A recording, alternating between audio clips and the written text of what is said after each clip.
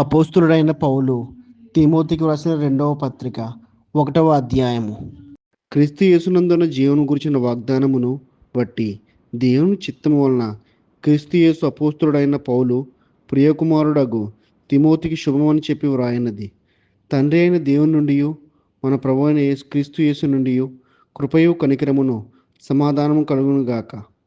నా ప్రార్థనల యందు ఎడతెగక నిన్ను జ్ఞాపకం చేసుకొనుచు నీ కన్నీళ్లను తలుచుకొని నాకు సంపూర్ణ ఆనందము కలుగుటకై నిన్ను చూడవలనని రేయింబగలు అపేక్షించుచు నీ యందున్న నిష్కపటమైన విశ్వాసమును జ్ఞాపకం చేసుకుని నా పితురాచార ప్రకారము నిర్మలమైన మనస్సాక్షితో నేను సేవించుచున్న దేవుని ఎడల కృతజ్ఞుడనై ఉన్నాను. ఆ విశ్వాసము మొదట నీ అవ్వయైన లోయిలోను నీ తల్లి అయిన యునేకేలోను వసించెను. అది నీ యందు సహవాసించుచున్నదని నేను రూఢిగా నమ్ముచున్నాను. ఆ హేతువు చేత నా హస్త నిక్షేపణముల వలన నీకు కలిగిన దేవుని కృపావరము ప్రజ్వలింప చేయవలనని నీకు జ్ఞాపకం చేయుచున్నాను.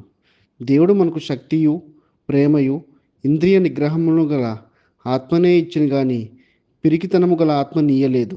కాబట్టి నీవు మన ప్రభు విషయమై సాక్ష్యమును గూర్చి అయినను ఆయన ఖైదీనైన నన్ను గురించి అయినను సిగ్గుపడక దేవుని శక్తిని బట్టి సువార్త నిమిత్తమైన శ్రమానుభావంలో పాలిబడవై ఉండుము.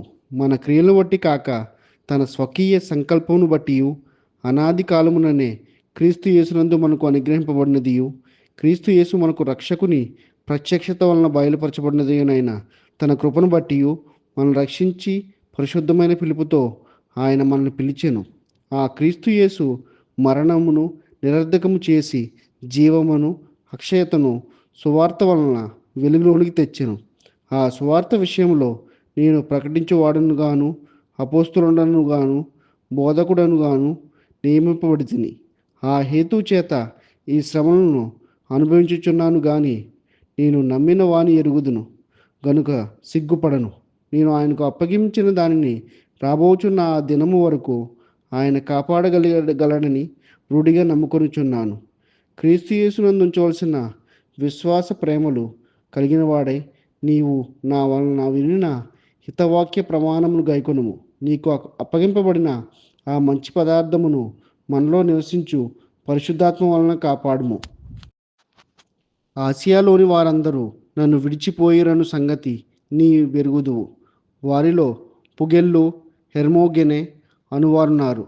ప్రభు ఓనేసిఫోరు ఇంటివారి యందు కనికరము చూపునుగాక. అతడు రోమాకు వచ్చినప్పుడు నా సంఖ్యను గురించి సిగ్గుపడక శ్రద్ధగా నన్ను వెతికి కనుగొని అనేక పర్యాయములు ఆదరించెను.